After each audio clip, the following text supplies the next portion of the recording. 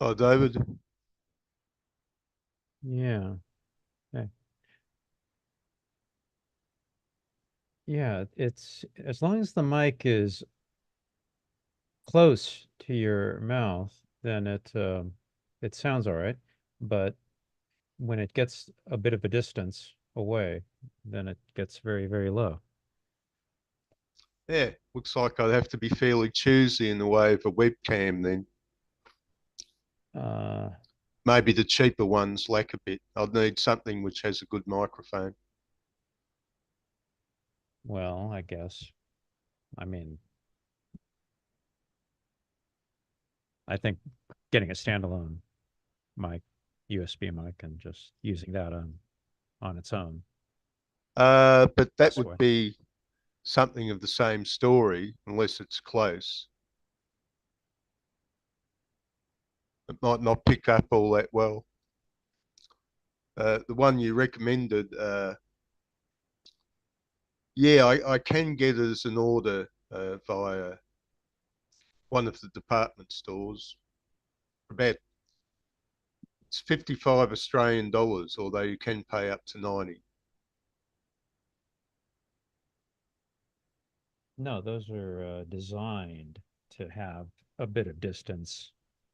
Might see if I can put my speakers through the computer. So I'm using the speakers on the LED screen, and they're not that strong. That was the when I was using the Acer laptop. Looks like things generally worked fairly well. I had strong enough speakers and a good enough mic. Back in a sec.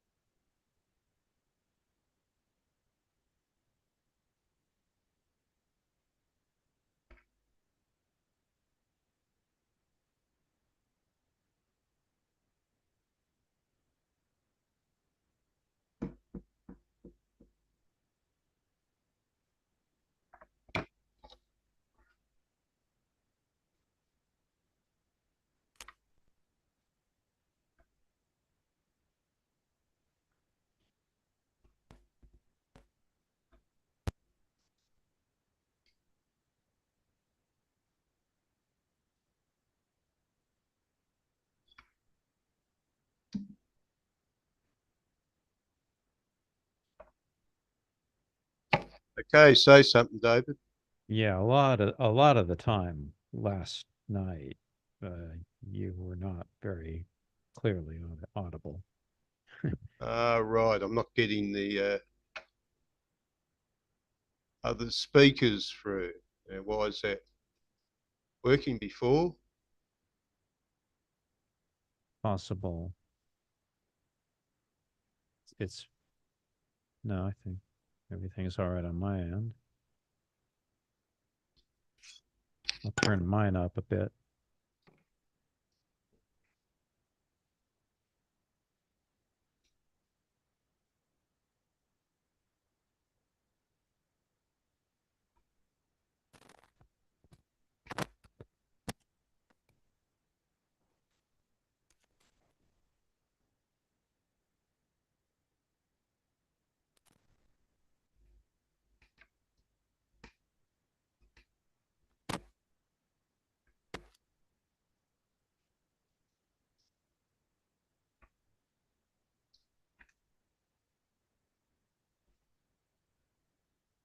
No, it's probably not going to do anything.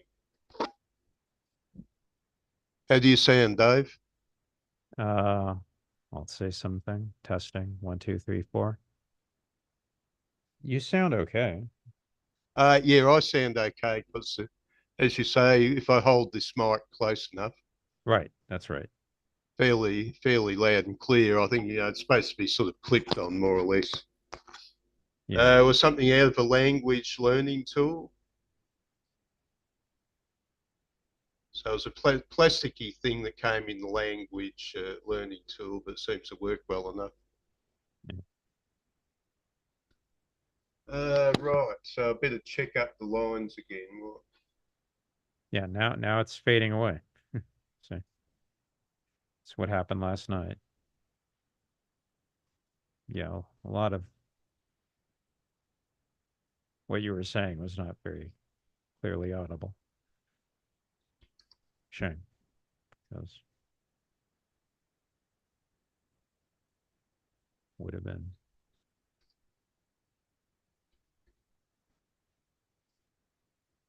good for the conversation to be able to hear you.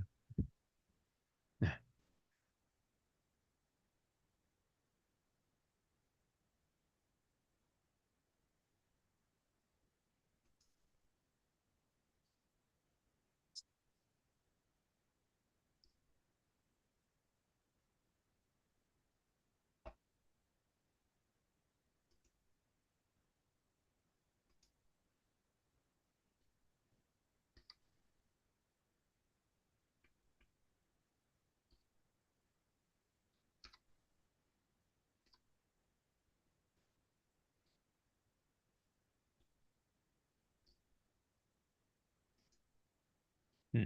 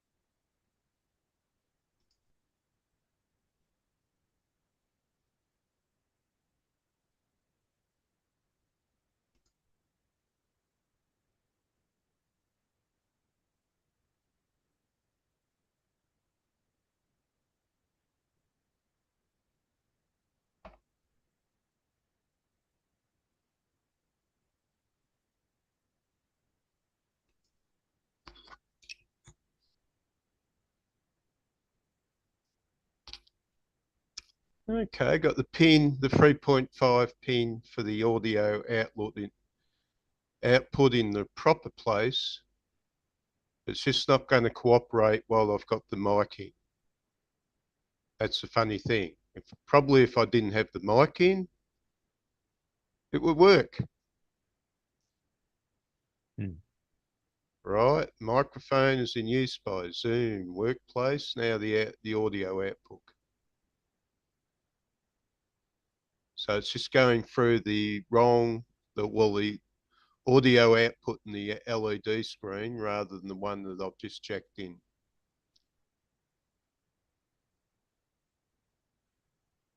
These are the aspects of the modern world that are going to bury us all, I think.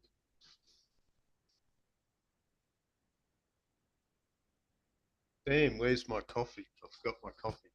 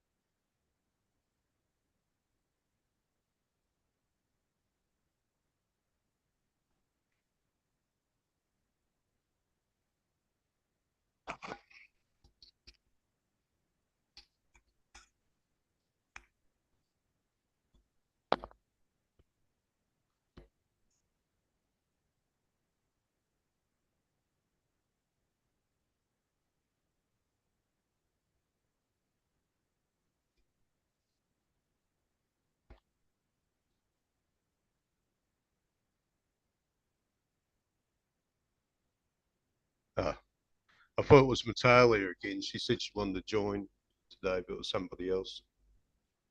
So I'm coming through loud and clear.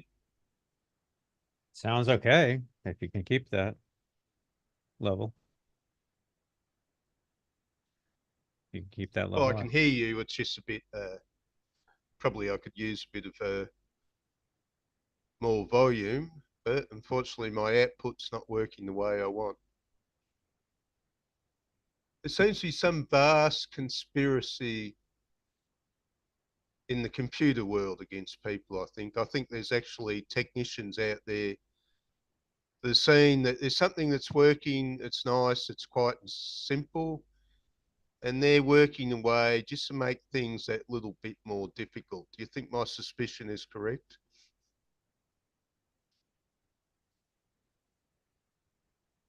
Better is the enemy of good enough. Well, it's like Meta, on Facebook. Use the Meta messaging system quite often. It worked quite nicely, and now they're monkeying around with it, and doesn't even have a spell checker at the moment, which is easily accessible. There must be something about equality. You see, why hire somebody, a competent human, when you can hire a monkey who'll work for peanuts?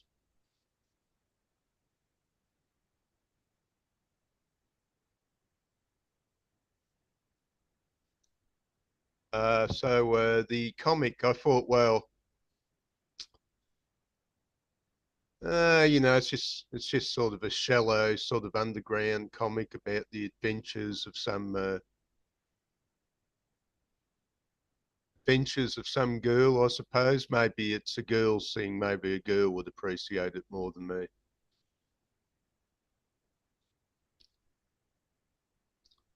Do you notice? I think I was watching uh, an online session she was having with a few people, the author, and I think I noted a guy that's shown up at our meeting. Yeah. Yeah. You'd said you found him annoying.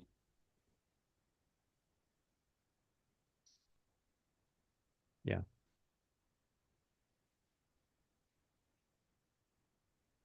I guess you're scared to say his name in case he appears. Well,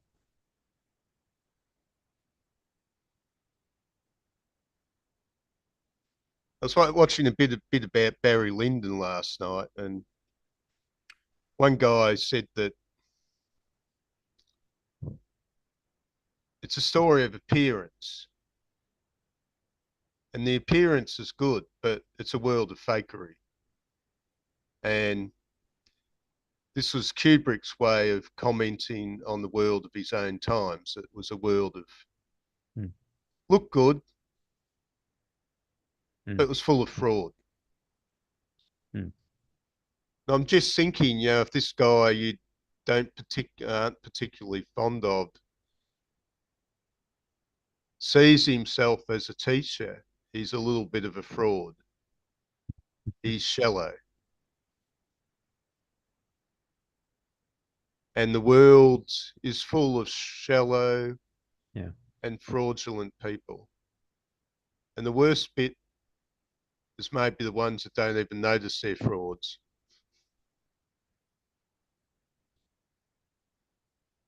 Mm, And this was a warning I gathered out of Nietzsche, actually.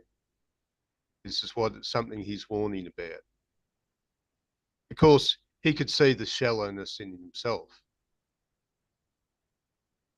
yeah. I mean, he changed his mind that many times. He was a worshipper of David Strauss, and then he rejected him. A worshipper of Wagner, he rejected him. A worshipper of Schopenhauer, and rejected him. He comes across these guys, and he's in love, and then he finds out that they're less than perfect.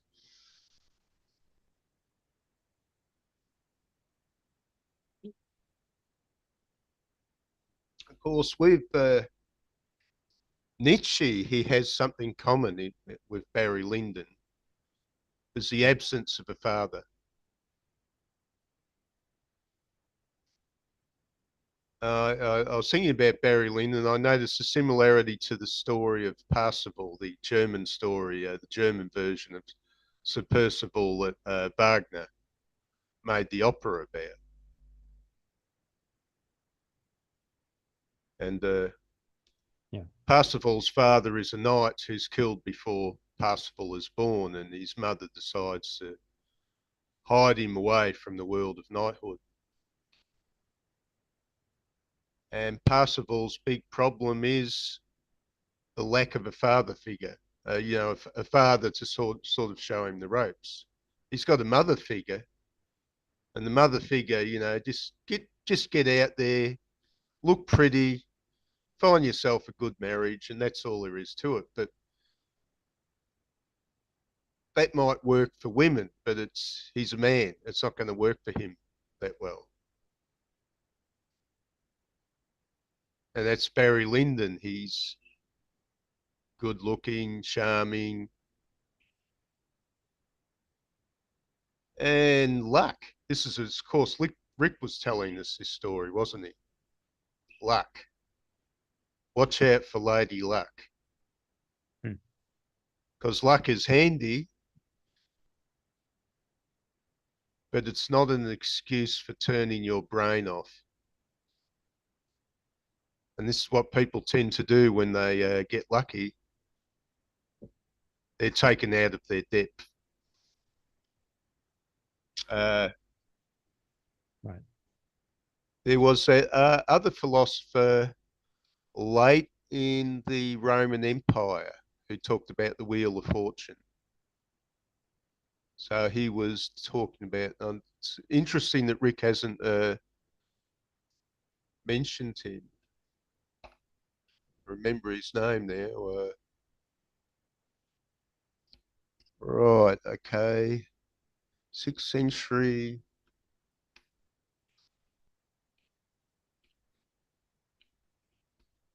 Like, he was a big name at the time because there's just not really much in the way of outstanding philosophers at the time. 6th century AD philosopher.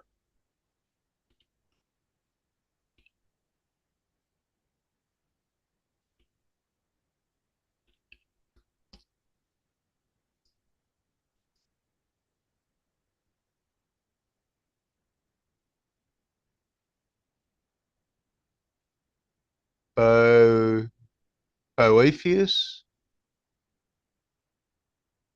Hmm. Okay, Google, I've just said I want 6th century AD philosopher. Why are you giving me 6th century BC? I don't want BC, dude. This is AI for you. Absolute flipping nonsense. And the bit that really scares me, I'm not that smart actually. I'm not I'm not the biggest intellect around. Hmm. And I see dudes that have got much higher IQs than me and they're just complete suckers. They're complete suckers for AI, like Rick isn't. He knows that all this stuff on the market about AI you got to take with a grain of salt. Hmm. But there's just heaps of dudes around that think that it's George Jetson just around the corner. Hmm. We did manage to get the flat screen TV, I'll give them that. But Well,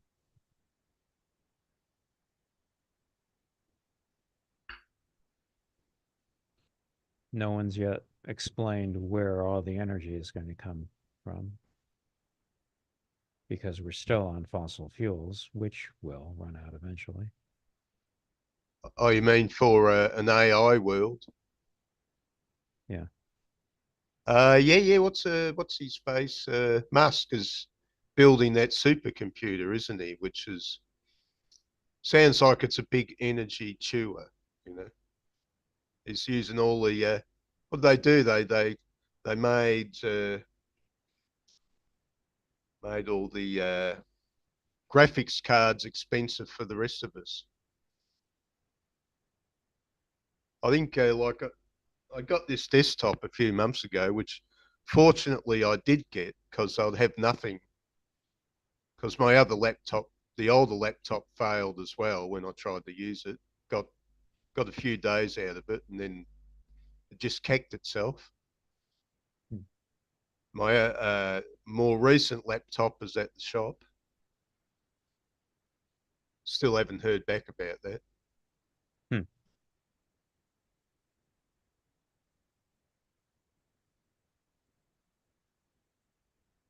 Yeah, I was checking up, going through quite a few YouTubes about the Lenovo 320, which is my older laptop, and Mm-hmm. quite a few of them were saying there's a problem with the motherboard, and that's why they're cacking themselves. Really? And everything else worked fine on it. The fans went fine, lasted for years, and it does seem to be more motherboard problem. I used to have a problem of trying to get it to charge. When it's supposed to charge, I had to keep on hitting the charge button to keep it charging. Really? And I suppose that was perhaps something connected with the motherboard problem as well. I mean, the Acer was a cheap laptop, and as long as it works, it's probably sufficient for what I need.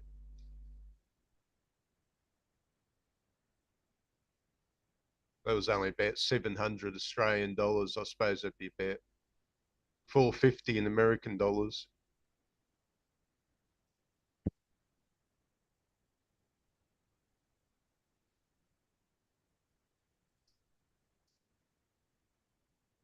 Hmm. The hedonistic life that Mary Fleener's comics reflect down there is really frightening to me. Frightening. If this is the future of the planet, oh man, how depressing. Robert Crumb. What do you reckon? You wanted to you wanted to look more at her after the one she did in Road Trips. You have to speak a bit louder, unfortunately. Hmm. The one the one that she did in Road Trips.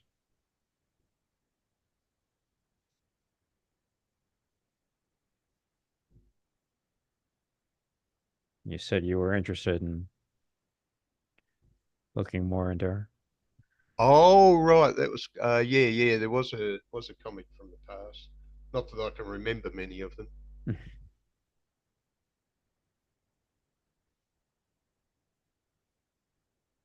Yeah, if you'd let me, these are the types of comics ex I'd schedule exclusively, but mhm.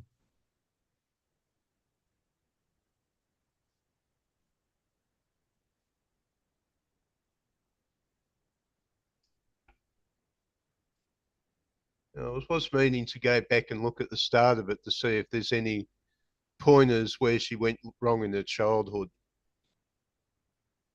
Because I was looking at the online session with uh, Mary Fleener, and you can pick up that she's a little girl that never grew up, which is a common thing. I'm well aware of the fact that I'm a little boy that never grew up. The trick is, well, you can be that, and you can either be aware of it or not aware of it. There's a lot of people that just aren't aware. Hmm.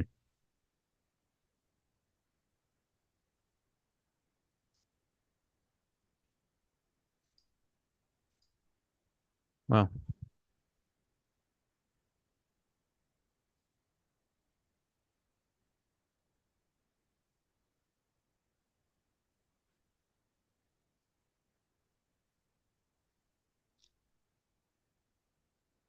Well, she the persona she displays in her comics is a somewhat shallow persona.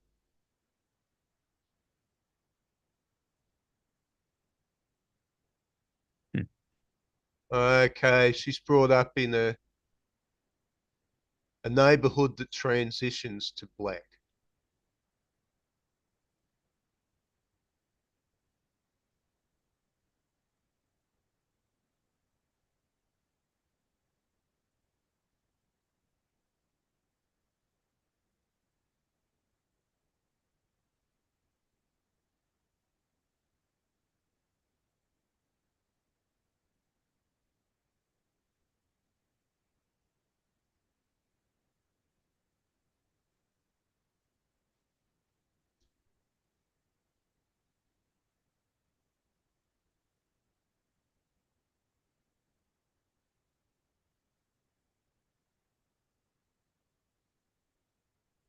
Well,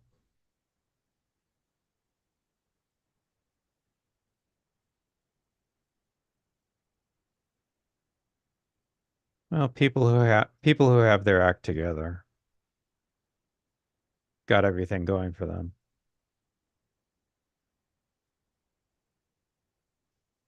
Don't tend to make for great reading experiences.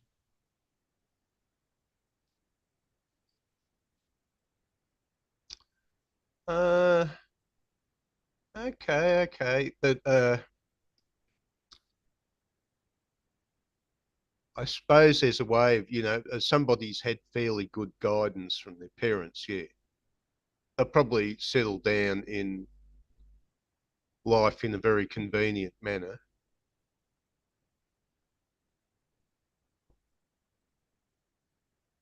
It's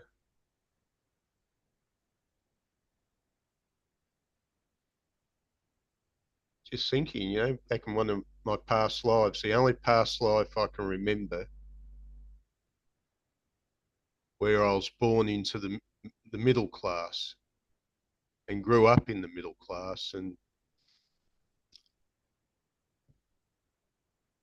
yeah, father died when I was young, but I had relatives who looked after me. And you have a greater sense of optimism because you're led well. I think being born at the bottom can give you a little bit more of the edge, but it tends to make you a bit pessimistic.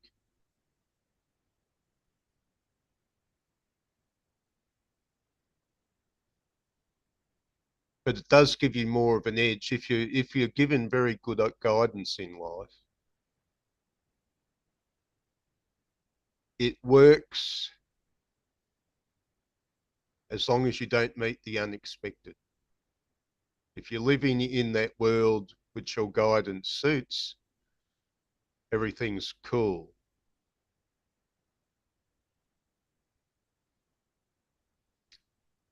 Looks like Amy's gotten bored with us. Well, possibly.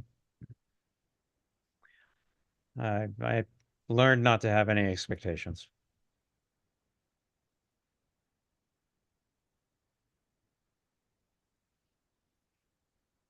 No point.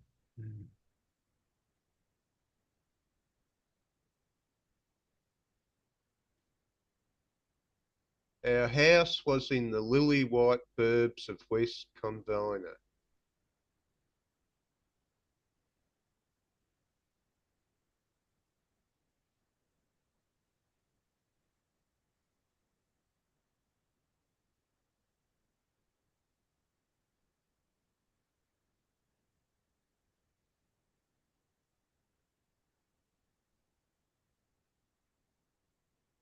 Okay, she liked the rhythm and blues, and her family didn't approve of her musical taste. Howlin' Wolf.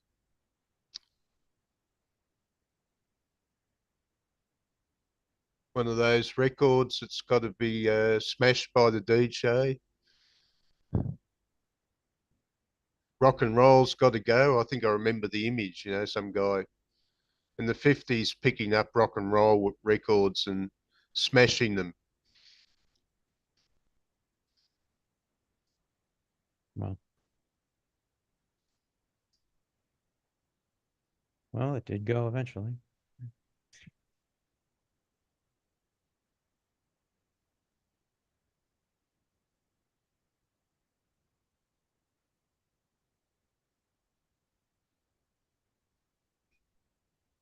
Well, she was growing up in the 1950s America where you could pretty much you're well catered for materially.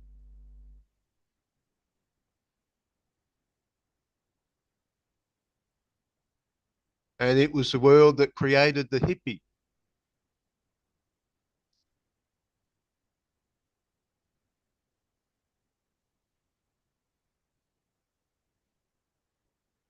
Okay, early 70s, she's following the nightlife and getting into music.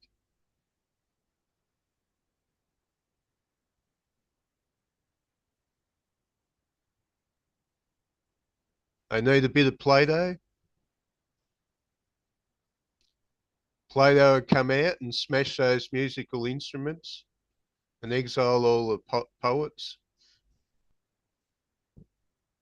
I was at a lecture on Wednesday night, and the guy was attacking Plato and Socrates and the early rationalists with a bit of Nietzsche. I was saying to him, well, just don't go too hard on Socrates and the rationalists. They have their place in the world. Hmm.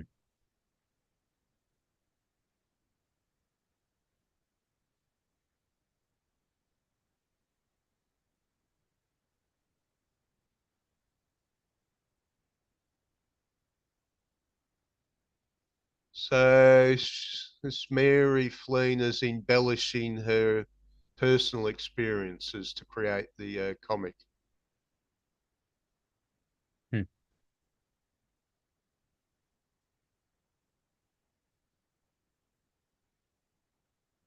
Nice picture of a hard on.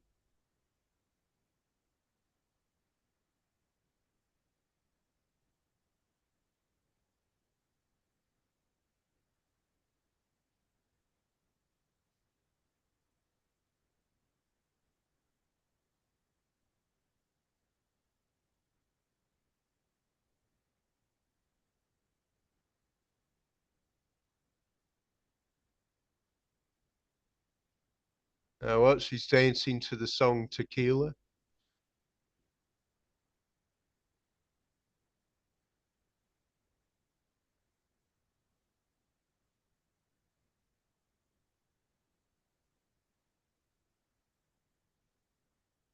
It's Tarantino's complaints in Once a Time in Hollywood. You've seen the movie by now, I imagine.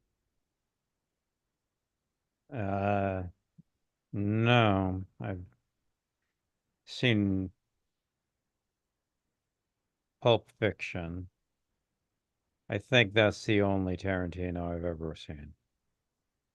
Yeah, it's probably I have to catch up with some of the others. What did he start out with? Was it Reservoir Dogs or something like that? Yeah, I'm not an expert on him. Yeah, I hesitate to go in his directions. I don't think he has very much that I would be interested in to offer. Uh, I'm pretty sure I'm right about that too. you've never seen Easy Riders? No, I've never seen that. No. Yeah, well, Once a Time in America, I think, digs at the point in Easy Riders. And Tarantino, he's changed his outlook. He's gone from being a lefty to a conservative. And Once a Time in Hollywood's the criticisms, the film set in 1969, the same as the movie Easy Riders. And it's about a spoilt generation that, like the world, was a fairly well set up place and thought, well, I'm just going to have a good time. I'll leave responsibility to somebody else. This is Kierkegaard's point coming in. I've made it a few times. And this is why America and Western culture has been going to hell over the last 50 years. Or a huge part of the reason is the Westerners just wanted a good time, just wanted to be slack, wanted somebody else to do the work, wanted somebody else to take the responsibility, and wanted somebody else to do the thinking.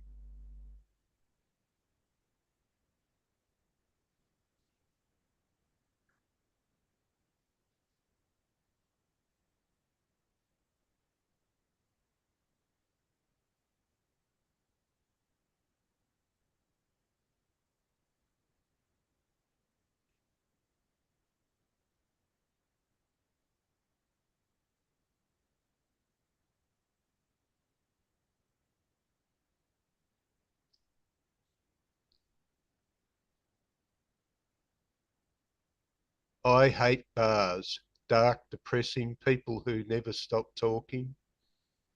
How can someone talk all evening? Yak, yak, yak, yak. The drunker they get, the more opinionated they get.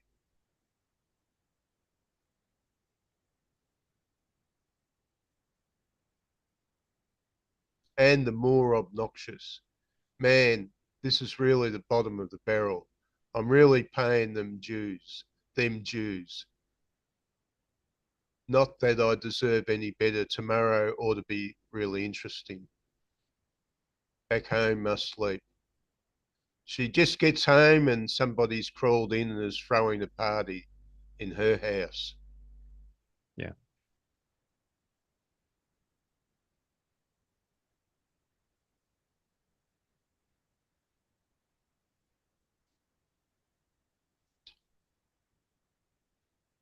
Mm.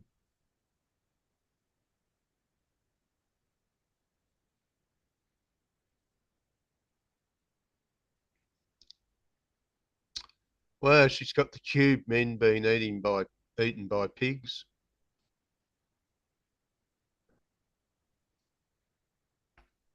Oh, our old mate Phil should have, had a light flashing. Here's one for Phil. Here's the comic, Phil. Tell us all about your interpretation of cubism in this comic. Uh,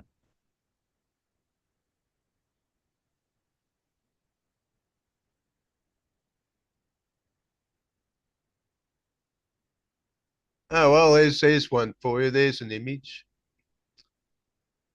A table basket full of drugs of different varieties. Take any, pick any.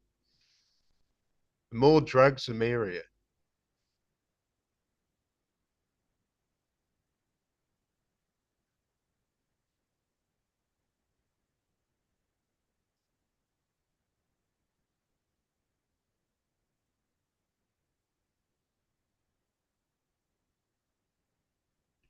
Well, after taking the drugs, she has a really crazy dream.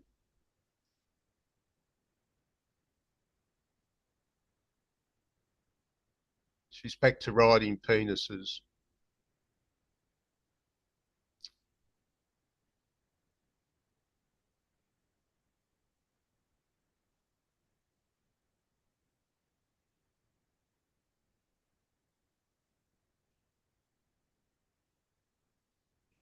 We live in a culture that has failed to put sex and a lot of other things in their place. Of course, we live in a culture where people dream about getting their rocks off. as the absolute rather than, okay, I'll have a little bit of getting my rocks off within limits.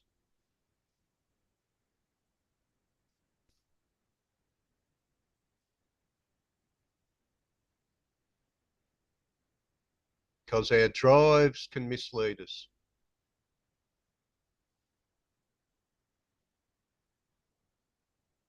Okay, she's jamming in a lesbian bar. The most dangerous place in the universe, apparently.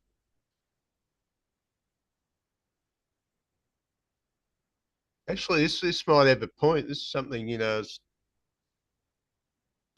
listening to this woman. She worked in prison corrections,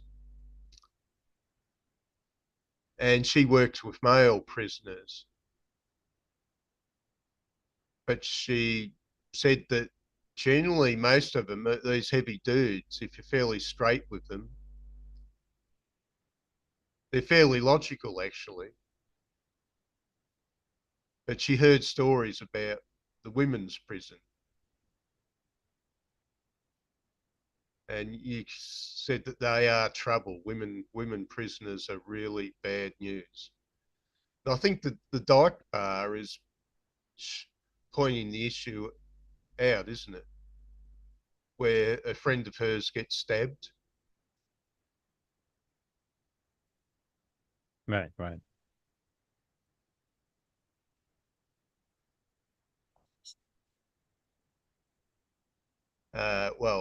Let's see, page 50 on the slider, Uh-huh. Uh, page 49 on the comic itself.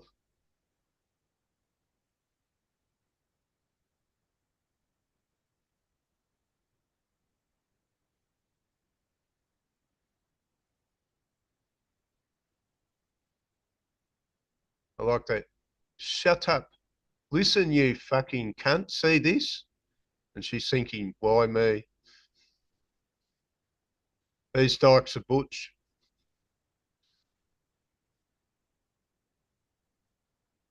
right. She was so wasted, she began to talk to the wall beside her. What do you think of that one? Somebody will stand up and start talking to the wall. That'd be Phil on drugs, I reckon. Put a few drugs in Phil and you'd start lecturing the wall.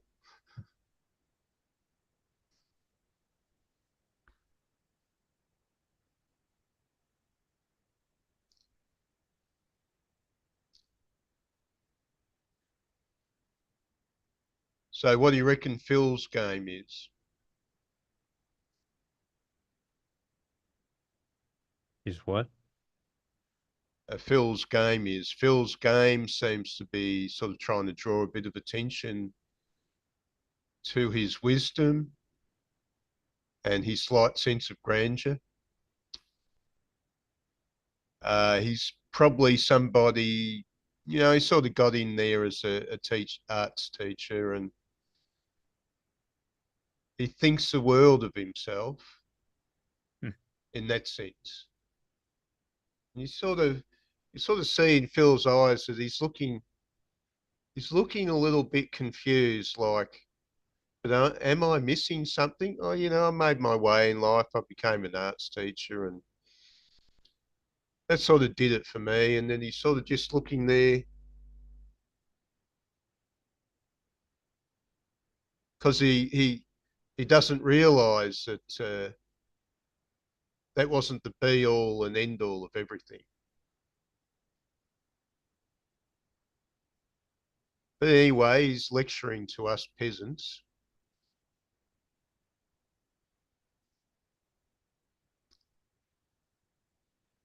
Yeah.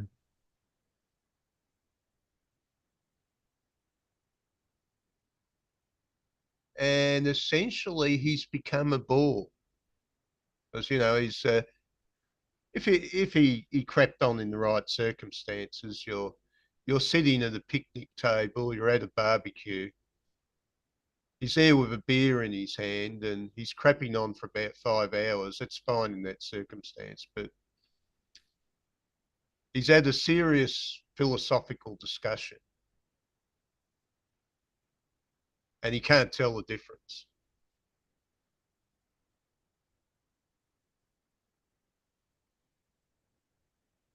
Yeah.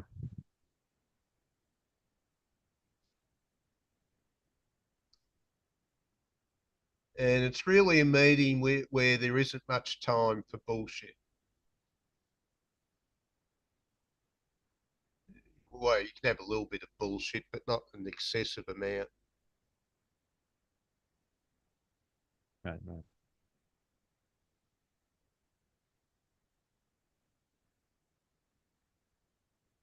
Hmm.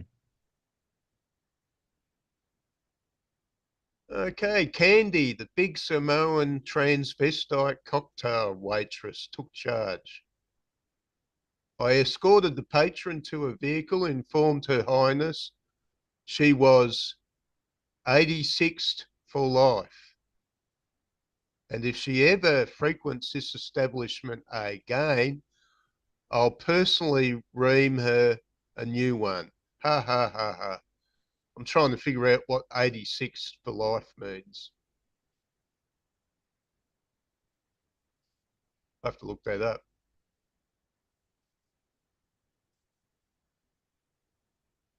I believe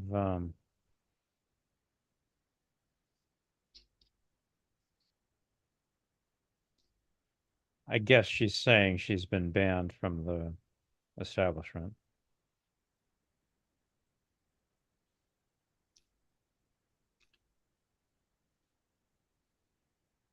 permanently.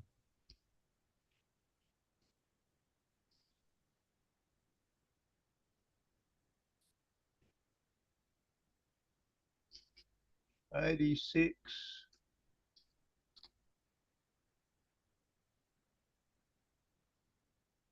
286 something means to get rid of it.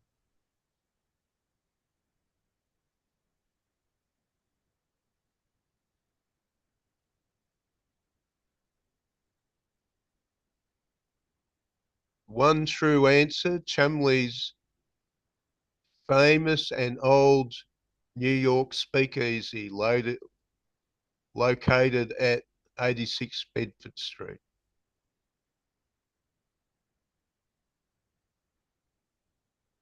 Okay, but it actually goes back further than that, apparently. Oh, wait, late 1800s. This is before the speakeasies.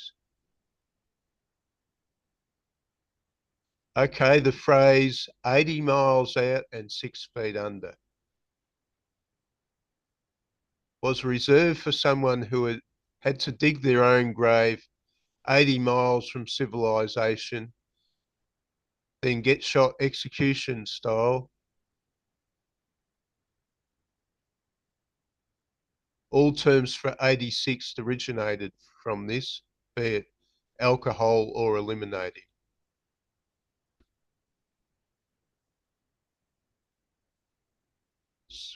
Beyond the pale and 6 feet under.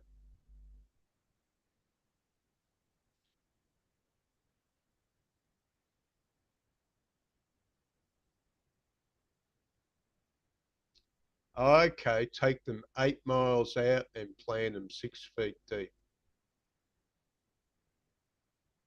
To have someone removed from the face of the earth. In restaurants, it means to take an item off the menu or available food list because they've run out or having issues.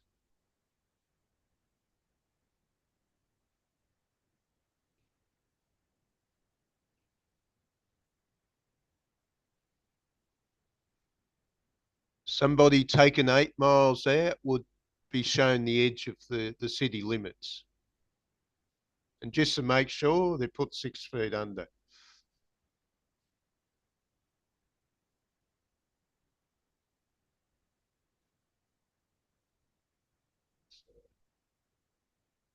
Just thinking of Tina Turner's song, what was it? Nutbush City? Nutbush city limits.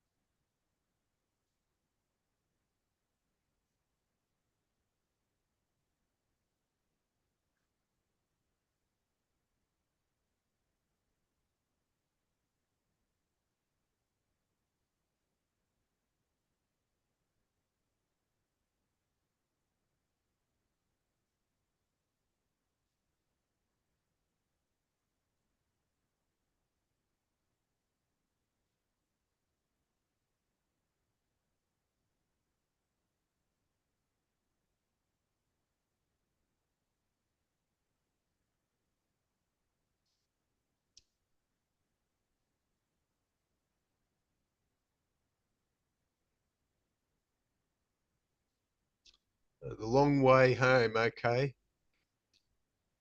She needs a lift, so she goes to an ex-boyfriend roadie for a ride home. She ends up in his van,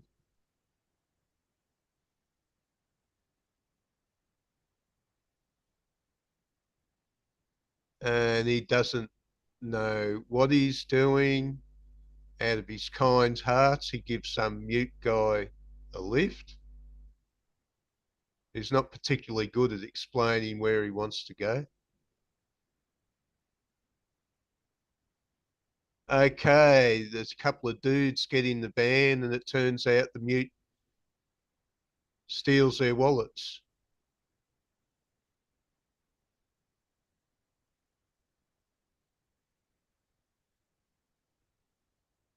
This story's a little bit weird for me. Okay, the jelly. She's got a girlfriend with huge breasts.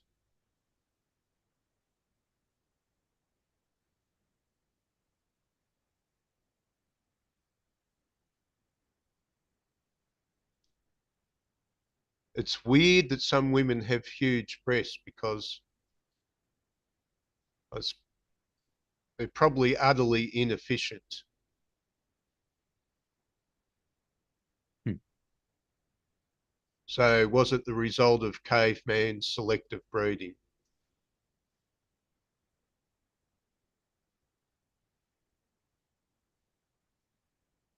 Man.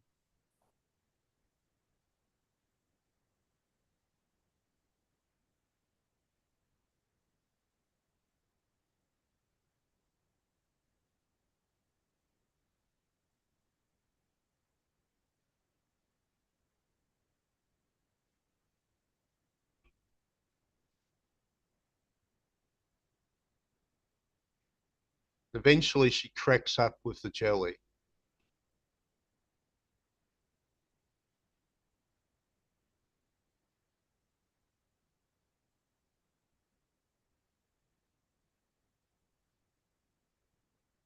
You're just pissed because my boyfriend isn't after your ass.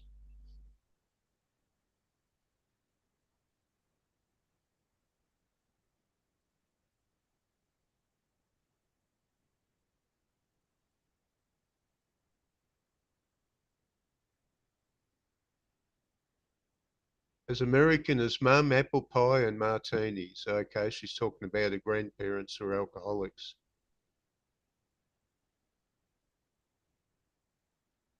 I was going to say to Rick, in the last meeting, Rick, if you got anything positive to say about alcohol?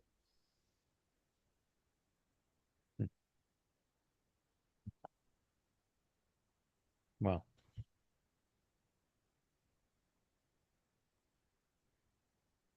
Well, I've never been drunk either, so.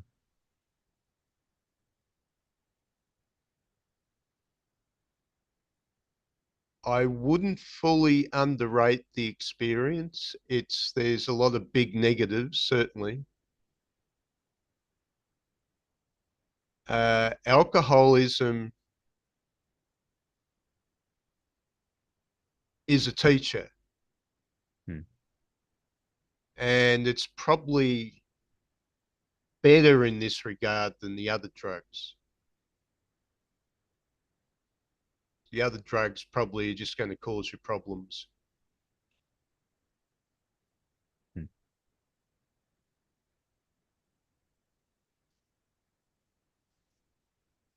Yeah, I didn't even understand what the meaning of hangover was. I thought, oh, it means you just wake up in the morning, you got a headache. But if you've drank a bit the previous night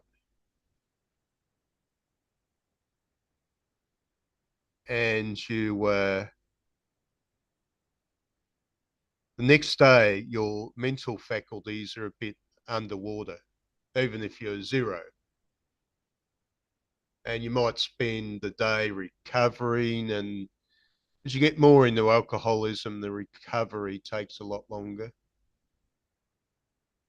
And you eventually can experience a type of depression, which is beyond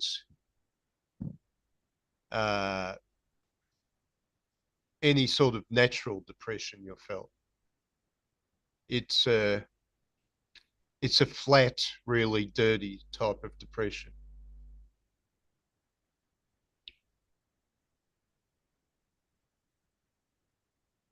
But I think alcoholism will teach you how a person can delude themselves a bit.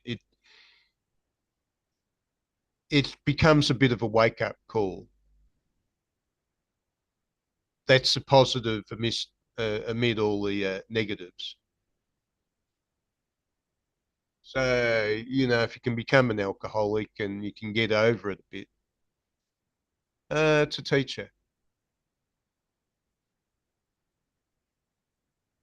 Oh, that was Amy, wasn't she? She was, from what her description, she was a fairly heavy drinker for what was probably a fairly skinny female.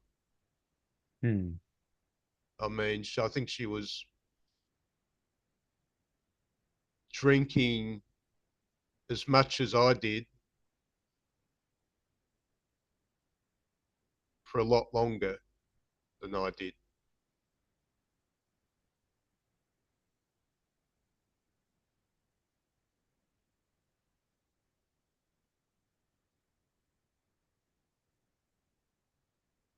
I Hmm. never watched daytime TV until I fell in with some lady dope dealers.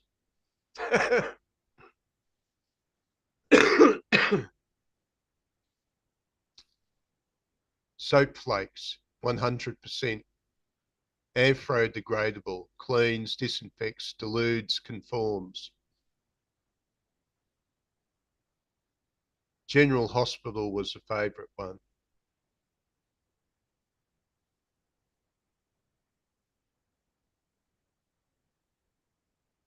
It was Rick Springfield, actually.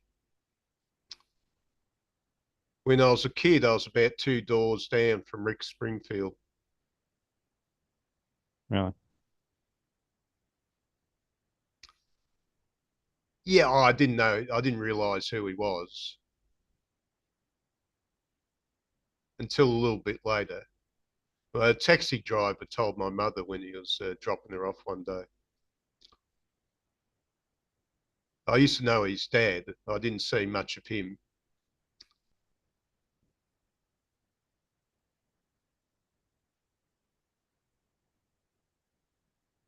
I remember a few years later, I saw him wandering around the neighbourhood looking very depressed, probably about 1974 or something like that.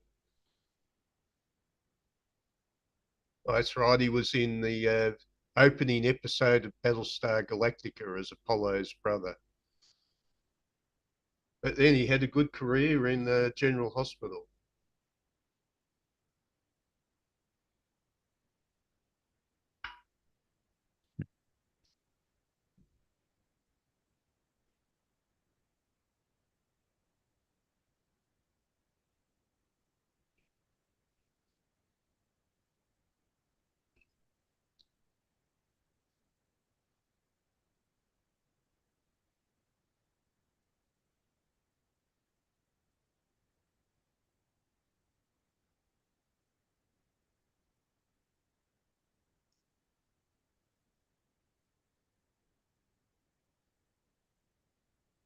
Okay, she goes to the funeral parlor.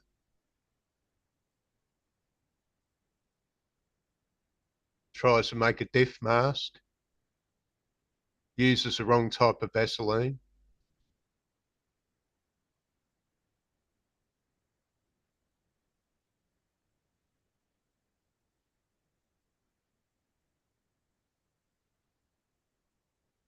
And here's a warning, just avoid guys who work in funeral parlors. I don't know what they're into, but it's something weird.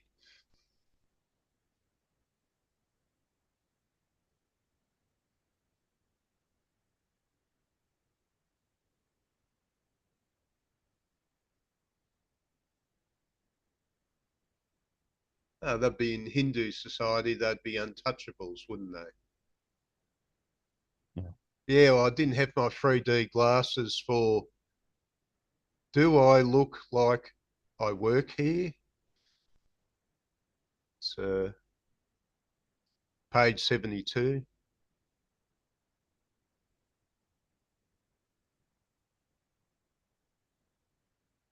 No, yeah, no, I mean that got printed, yeah, blurry. Oh, Should have so been a it's not a lot clearer. 3D effect. Yeah, well, it's when the color plate gets jostled It's out of register. That's what they call it in out of printing. register. That's right, yeah. I worked 15 years in the printers.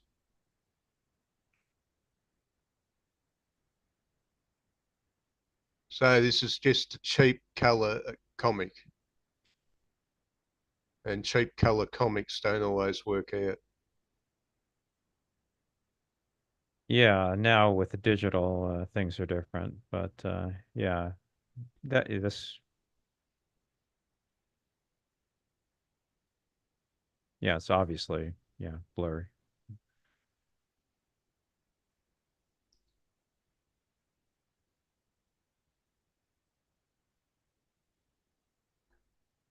Restaurants seem to attract another kind of perplexed consumer. What's that dish you ordered? Yum. Is it good? What's in it? Oh, that's right. Huh. How long you've been coming here? I'm on a diet. Is there anything I can eat? Hmm.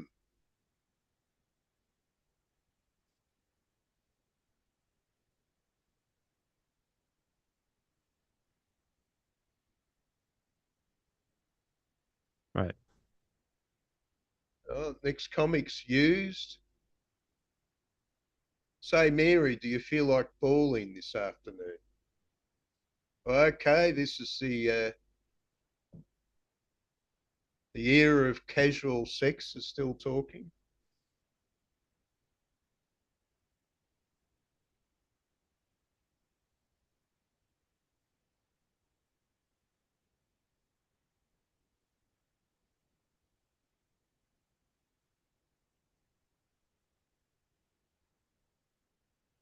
Okay, she meets a freak that's into feet.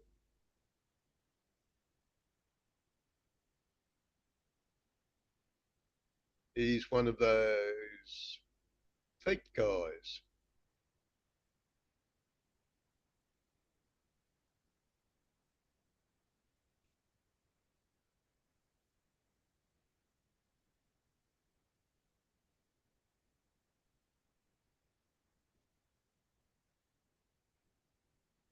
20 or 12 thrusts later, why'd you stop? What the hell? What an asshole. Is this what they call premature ejaculation? Or maybe he's gay. What's going on? I'm sorry, I only asked you over because last night I was with this girl and I wanted to fuck her and I couldn't, so I had to try again, just to make sure.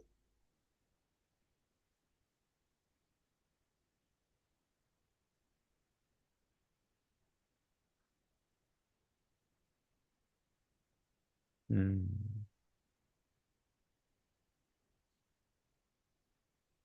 This is no way to solve your problem, realise that. Oh God, are you mad at me, aren't you? I think it's pathetic to be so weird about your penis. Plus, we really could have had fun if you weren't so worried. Oh, we'll try again. Suck my cock.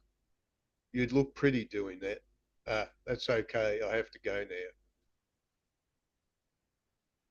But you've got the perfect mouth. You feel used, don't you?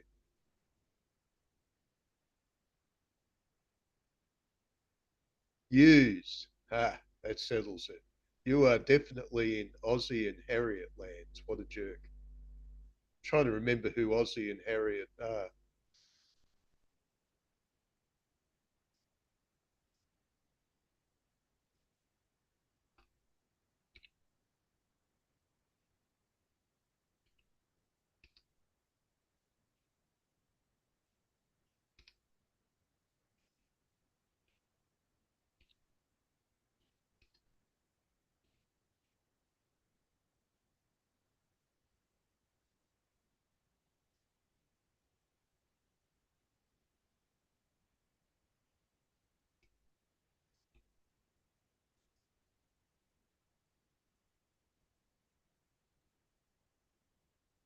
Right. Okay, the real life Nelson family. I've come across this before.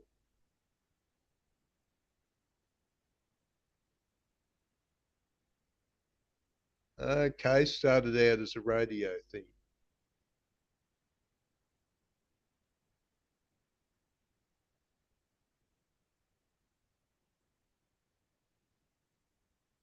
Okay, now I guess that's a reference to the crossover in reality that the world and of fantasy and reality have become confused.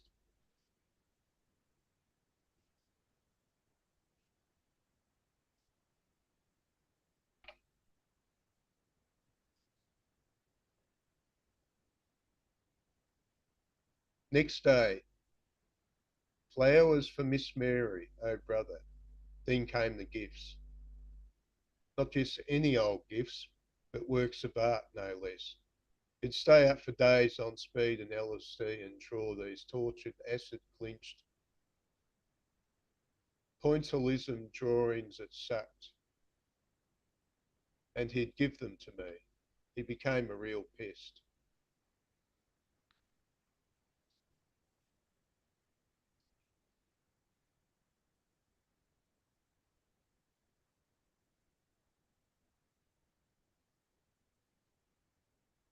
Well, kitty stew. Okay, she's trying to create her own cat food.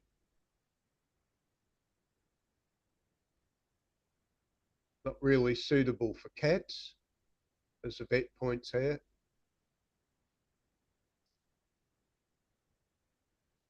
The slugfest.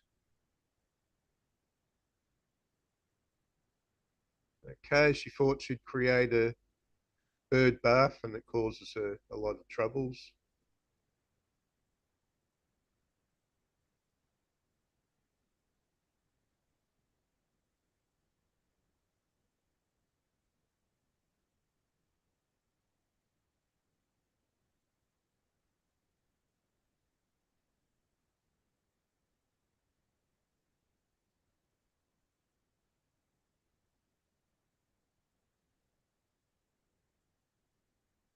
Mass denial. What's this one about?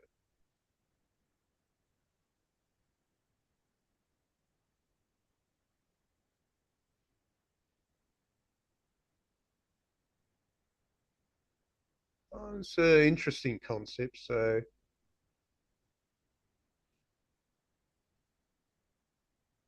have you ever seen or heard something odd and you seem to be the only one who notices? Do you feel crazy? What strange workings of the mind take over when people are in groups? Are they that stupid or is it just mass denial?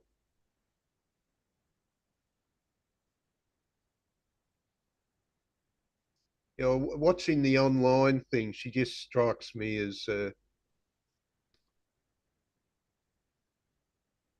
she's a hippie and she's got a little life going, and she's a little bit good at the comic stuff, but she's not the brightest tool in the shed.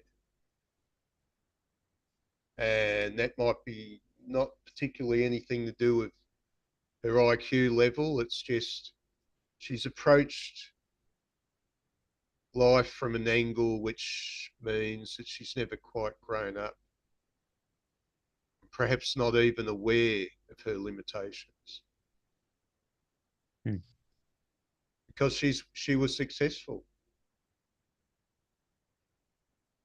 That's the disadvantage of success, isn't it? That if things are working out, if it ain't broke, don't fix it.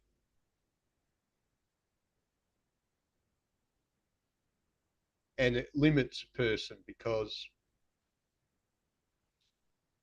we will say yes to the easy deal. That's good luck again. It's Rick's point.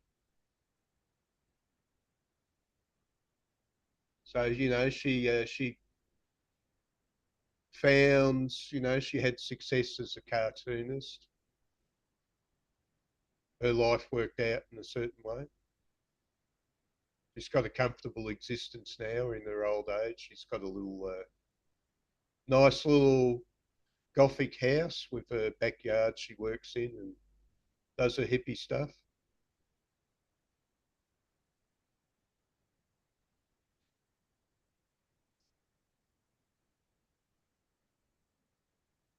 Right.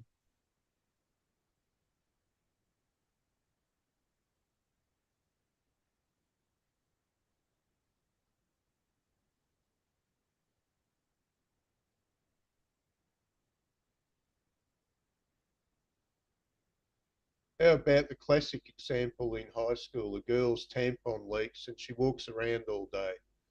Does anyone tell her? No way. What did you say, Kimberly? I just told her she'd soiled her skirt. Gulp. You what?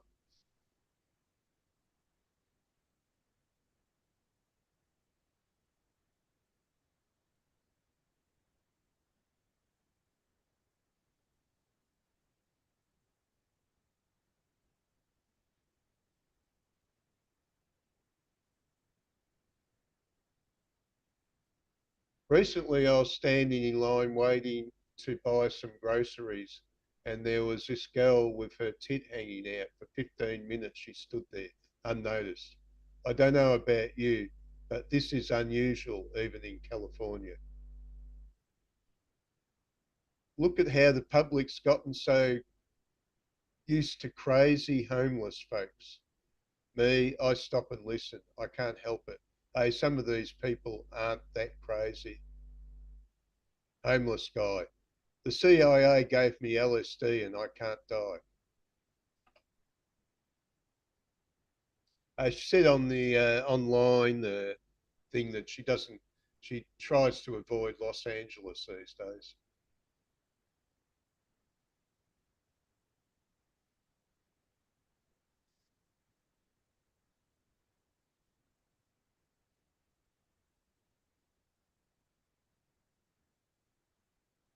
Looks like my great grandfather's brother was in LA 100 years ago, and this is probably one of the few eras when it was worth being in Los Angeles, I think, but maybe even 50 years ago. But we're definitely on a downer now, aren't we?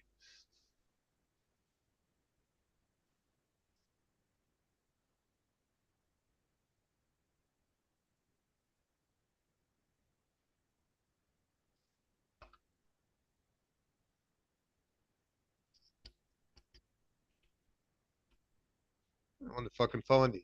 Albert Higson died in 1922.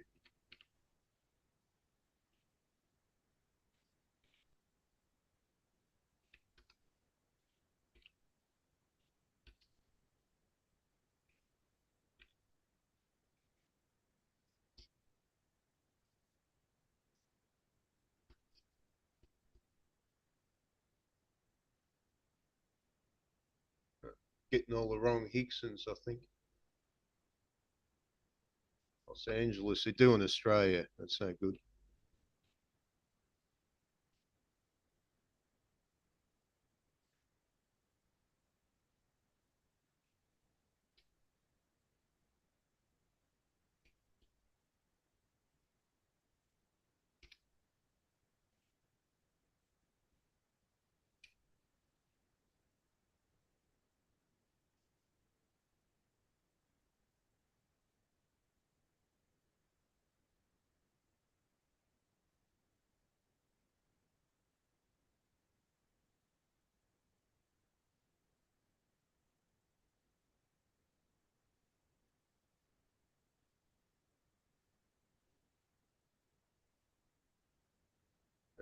No, can't find a mention of it.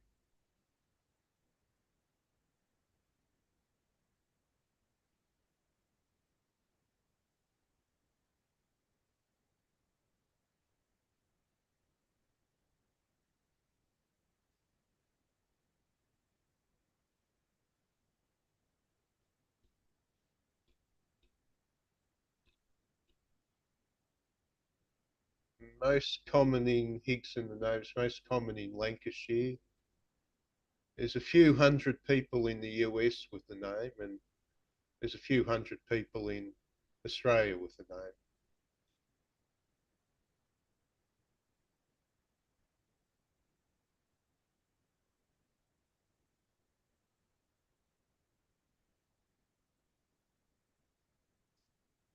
If I go and look in the, I've got a paper bag full of all the papers from the time when they were trying to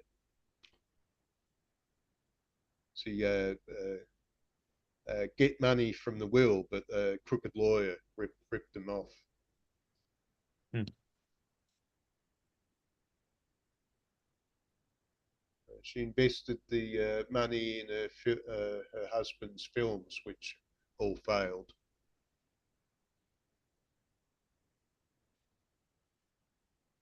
He left about 50,000 in 1922, which is good money back in those days.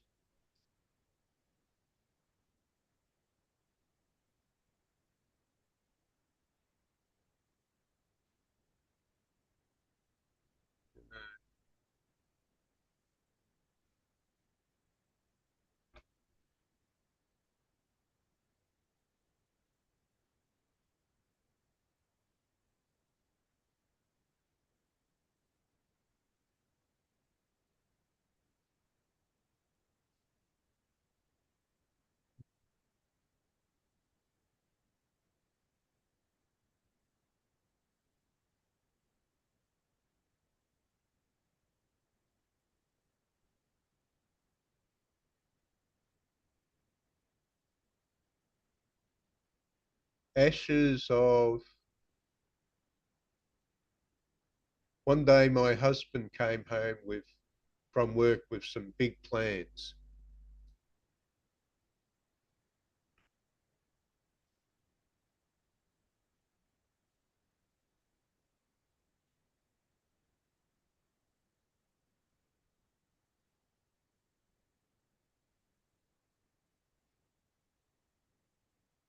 Passion. Okay.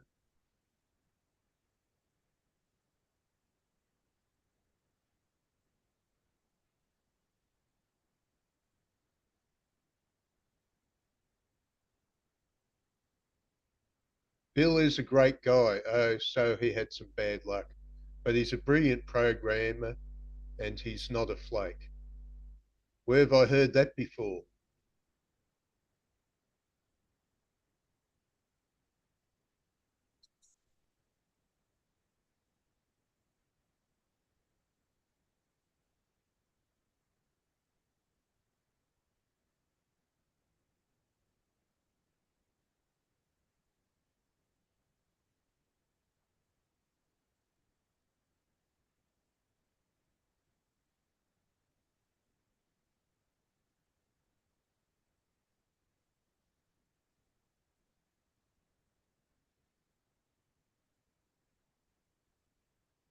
She neglected to mention that she went after Bill's ex with a rather sharp kitchen knife the same night.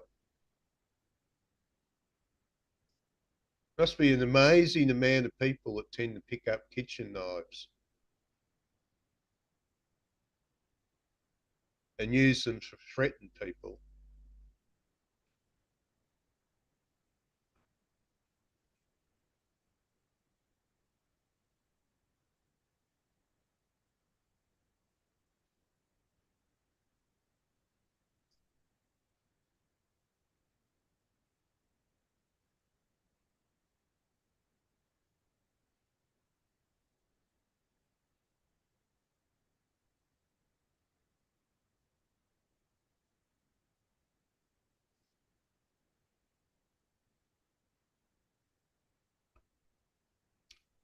Roust on page 102.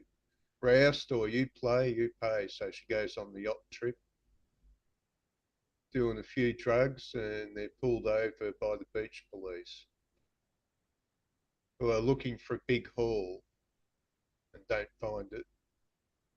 So they let them go. Hush yuppies. Okay. Back to the shoe factory.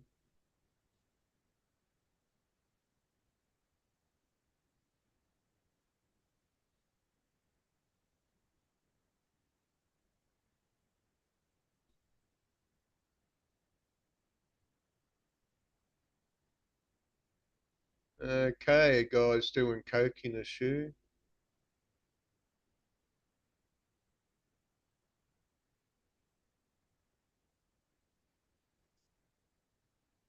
Would that be you, David? You get us Sheila, get her to strip naked so you can take her high heels off and do coke in her high heels. And that somehow has just hit your little bell somewhere. This is something that's yeah, it's sort of like we can have fixtures in our being, and people think that they're the real deal and they're not. But we can have these little, mental fixtures.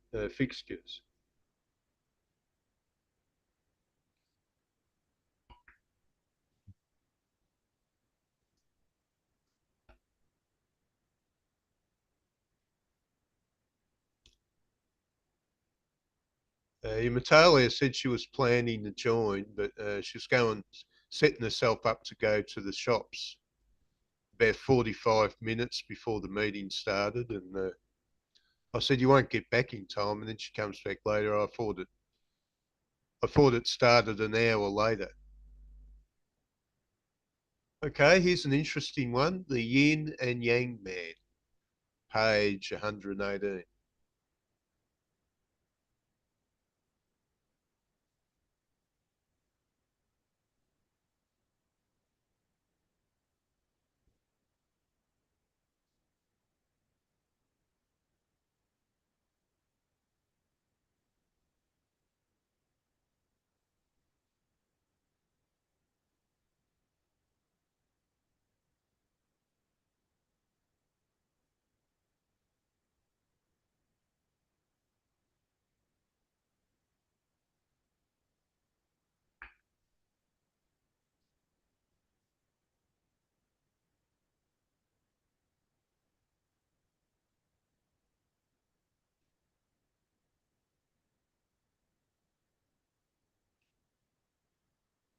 I'm meaning to do a bit of study on yin and yang. If you ever checked out yin and yang much, Dave? Um, Not deeply, no. So where have you been for the last 4 decades if you haven't checked out yin and yang?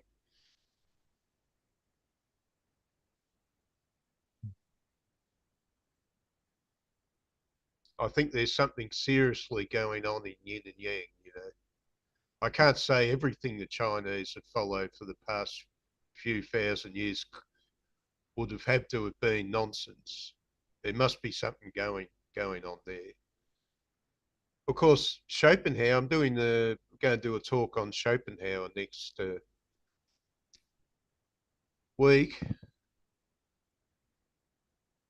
It won't have to be a great talk, but I'm checking. It gives me the advantage. If you go planning to do a talk or something, you have to go and do some study, and it's a good way of catching up on some study. No. Uh-huh. Sure. And yeah, I was checking out. Well, was Schopenhauer an atheist?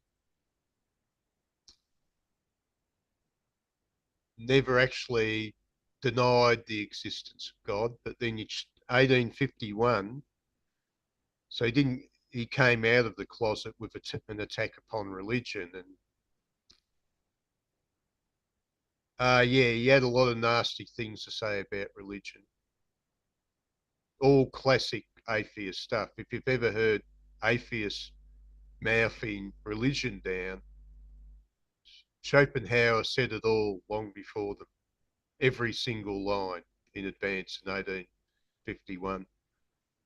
Mm. In a couple of works. That's when he became famous, when he put out some papers in the early 1850s. It's not his major work that made him famous. It only came later. But he finally died a satisfied man. He'd achieved fame in his own time. Yeah. He'd finally caught up with Hegel. Yeah.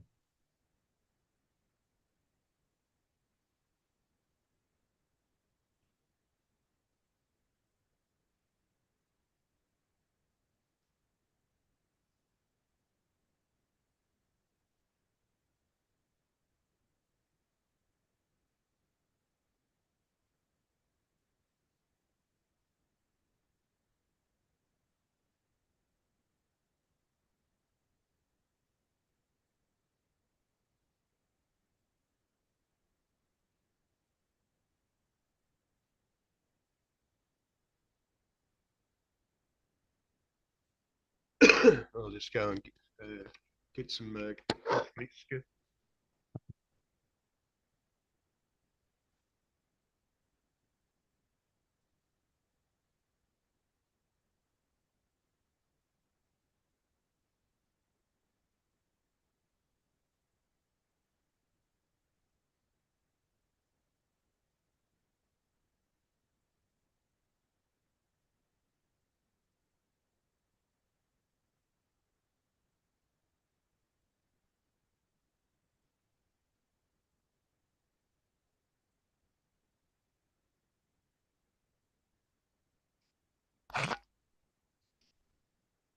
Okay, page 120. You're smoking a cigarette.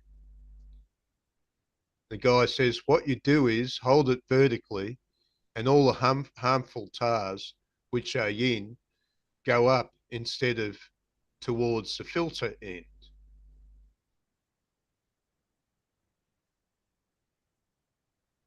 Okay, now she's going to do some waves.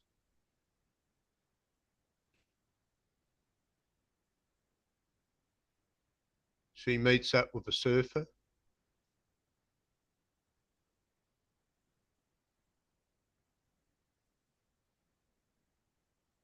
Okay, this is back in the 60s. She's watching the Frankie Avalon Beach Party film. I like that Eric Von Zipper and those biker girls. Me too.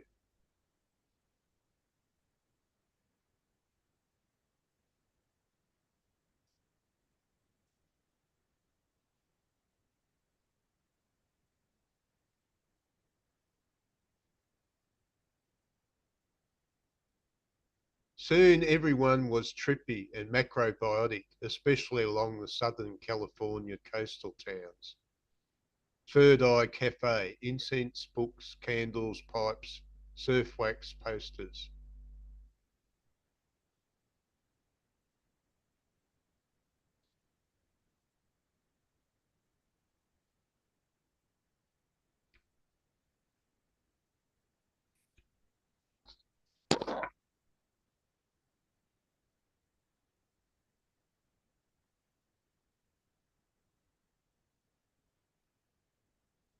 Hello? Hello, Steve. How you going? Yeah, I'm going fine. Yeah, Saturday tends to be a bit of a busy day for me. I know. I just haven't had a chance to ring. I just wanted to check to get Steve Perkins, to John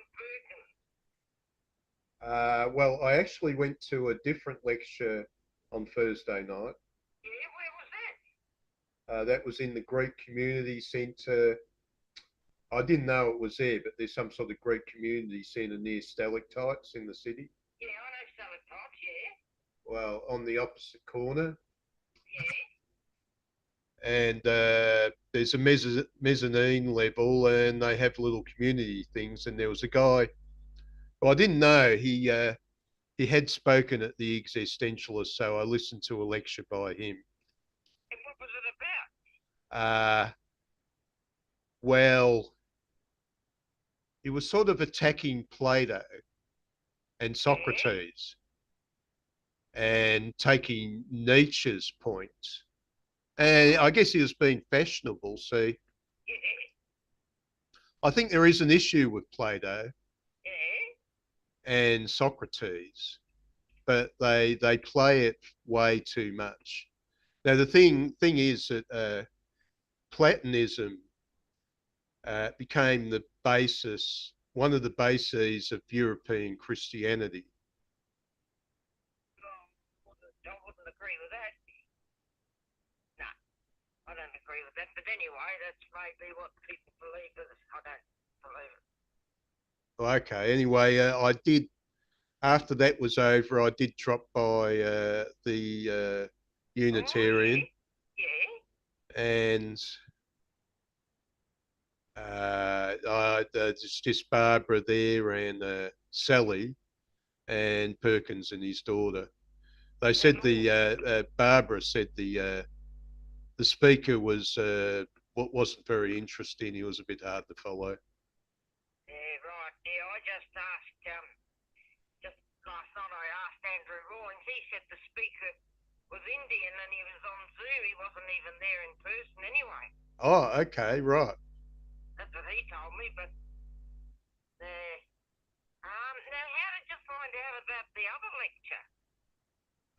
That was a friend. I went and saw her. She used to come to the Existential Society. She's living in Jordan. She just came back to Melbourne for a few weeks. Yeah. And she just put it down in the Facebook. She said, "Oh, you might find this interesting," so I went along. It was a bit interesting. I wouldn't mind to go. Where did you park though? I parked near St Patrick's. And did you ever realise the Catholics are useful for something? They had parking, did they? Yeah, well, the parking near St Patrick's after 6:30, it's free. Yeah.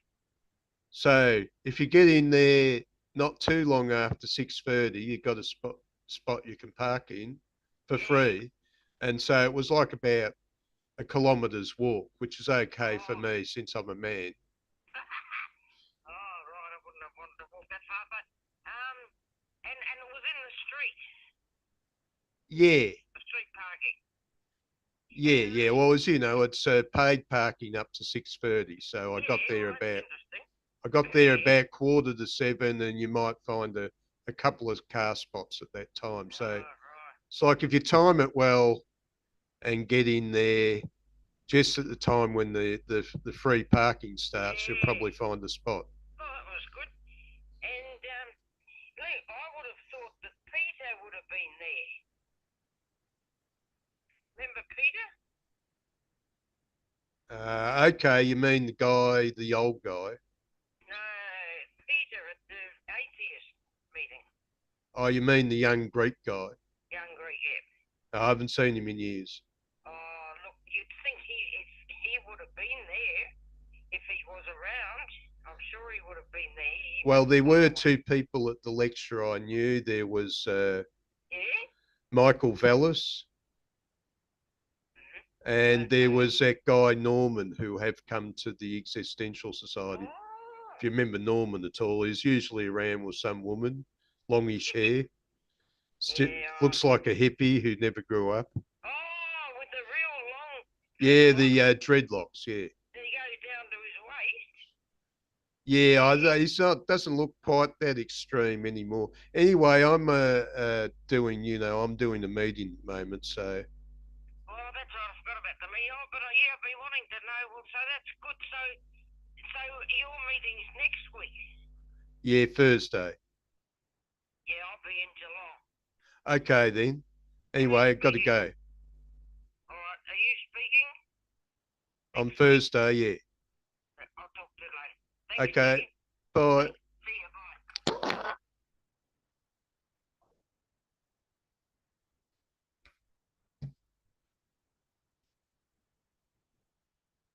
Did you catch that voice? Did you catch that voice? No, not really. I was talking on the phone to an idiot. Okay. You put yourself out in the public, Dave, which you have in a sense, and you meet idiots. Right. And you meet the worst sort of idiot. The worst sort of idiot is a person that doesn't know they're an idiot. Hmm. Wow. It's like Phil. Hey, Phil, you're an idiot. Wow. You're going to get Phil very upset. So you can call me an idiot, and I accept the fact. Yep, I'm an idiot. But people who can't accept that reality, freak.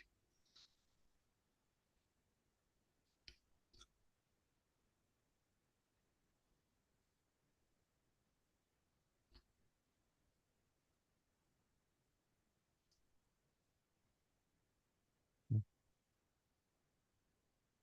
She didn't agree with the point that much of our European Christianity has its roots in Platonism. Hmm. This lady,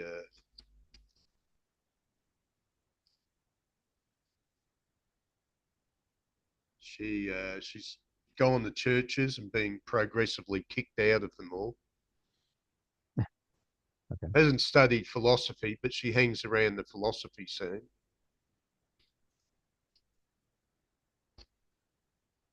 She says, I don't agree with that, that Christianity has a basis in Platonism, or our contemporary Christianity. Right, yeah. Rosalie's her name, that's right.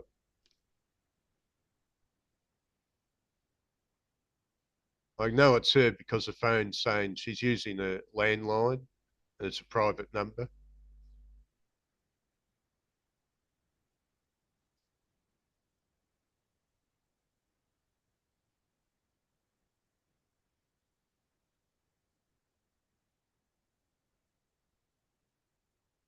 Okay, she has a surfy boyfriend who's mainly only interested in waves.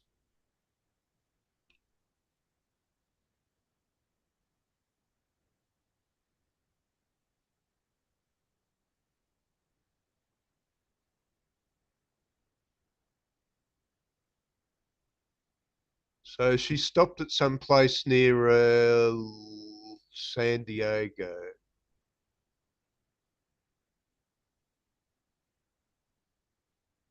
Name of it, you'd have to know it, wouldn't you? Uh,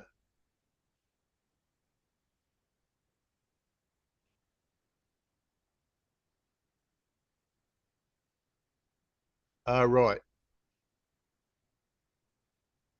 Encinas. It's a suburb of San Diego. I can't pronounce the name properly. N C. All right. Encinitas. Right. Encinitas.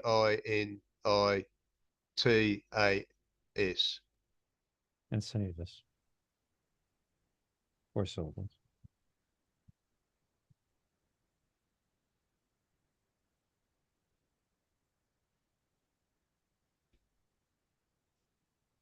She finds a bodyboard and uses that. So I'm out there in the pack waiting for that wave with my name on it. All eyes peer intently towards the horizon. No one says much as a few surfers jockey for position. These ain't no goofy, carefree beach boys. This is serious stuff.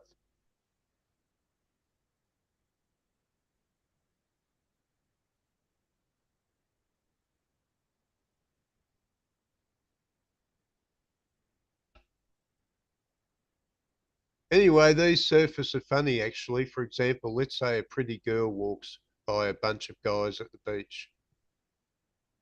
Well, let's say a 6 foot outside set comes rolling in. At that moment, the only thing they want to be on top of is a surfboard.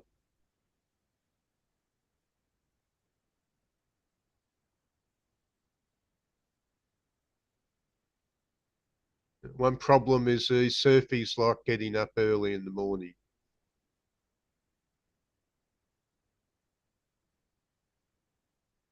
Okay, she has a girlfriend who claims to be dying of cancer, doing coke, messing everybody for money. She finds out she's not dying of cancer. She's got a whole load of drug dealers she has to pay off. A mother and daughter chat. John says goodbye.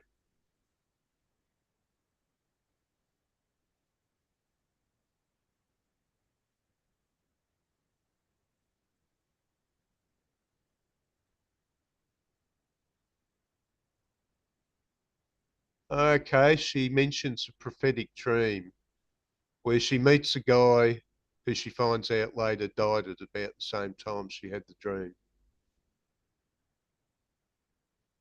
He was murdered up in Oregon.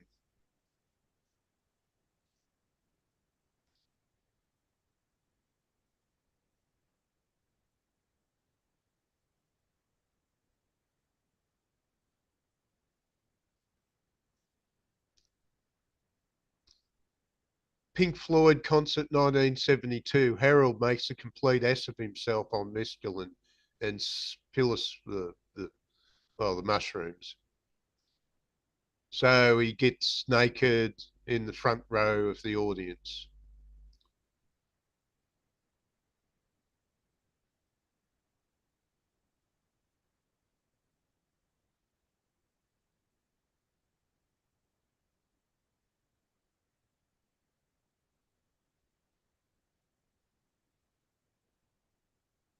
October 1986, shit, locked out again.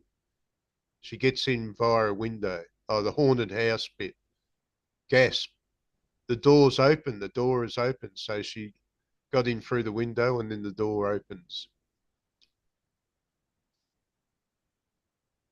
So she thinks the house is haunted by a friend.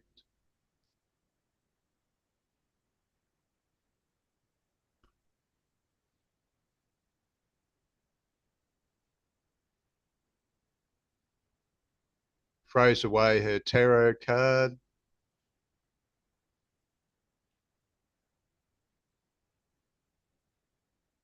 She sees a bright light. All right, okay, she gets rid of it. Exercises a house. Has a dream she's a carrot in the garden that gets chopped up and put in a stew. And that's where it all ends.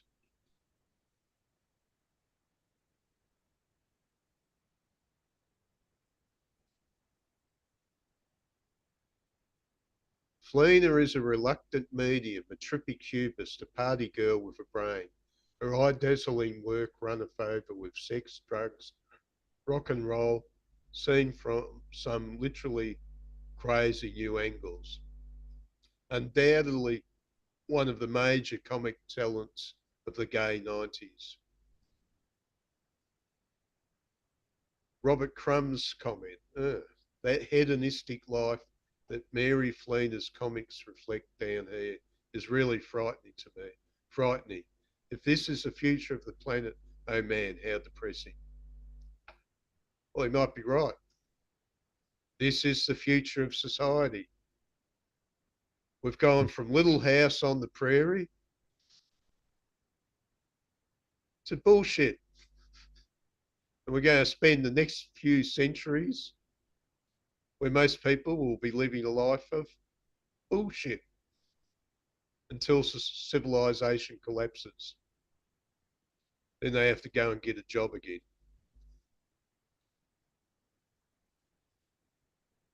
No. But we, I was born in an era that still had a little bit of the, wasn't that far removed from the horse and buggy era. I mean, I was born 40 years after the horse and buggy era had ended.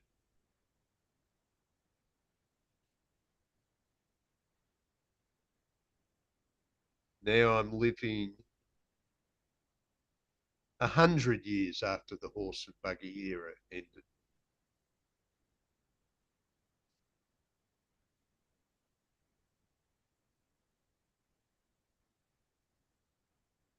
And we're paying the price of convenience.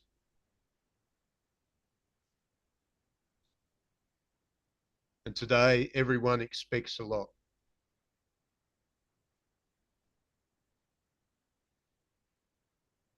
Everybody expects to have the bourgeois lifestyle, even if they don't earn it.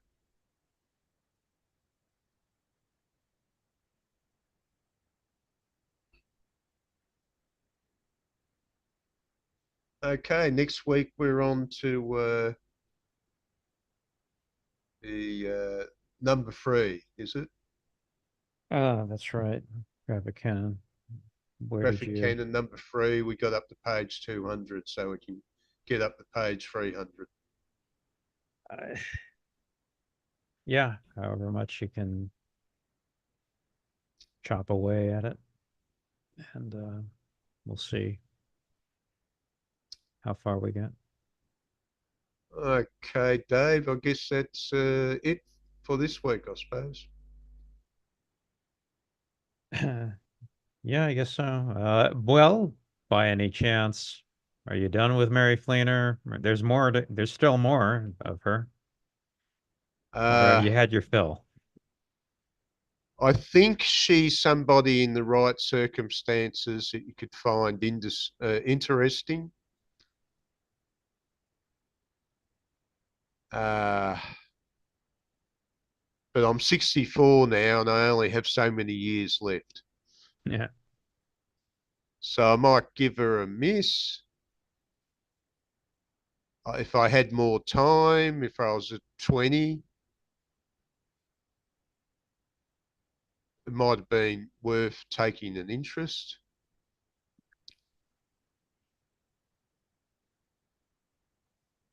Yeah. The other But one from the Road Trips book was Roberta Gregory,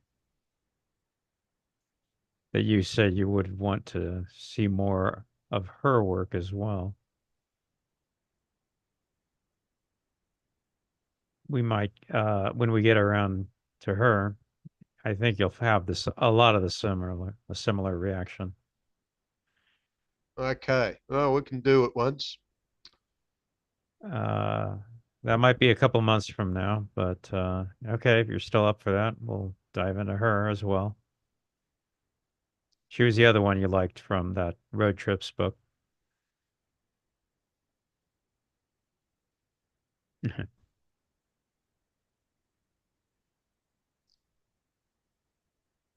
Okay, Dave. Right.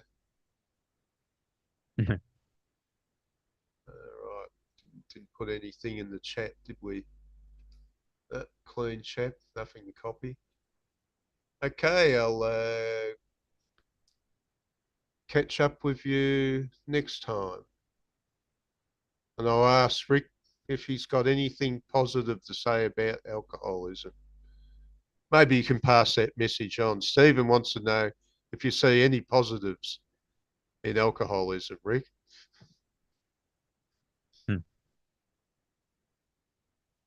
Okay, catch you later, Dave. Okay, Stu.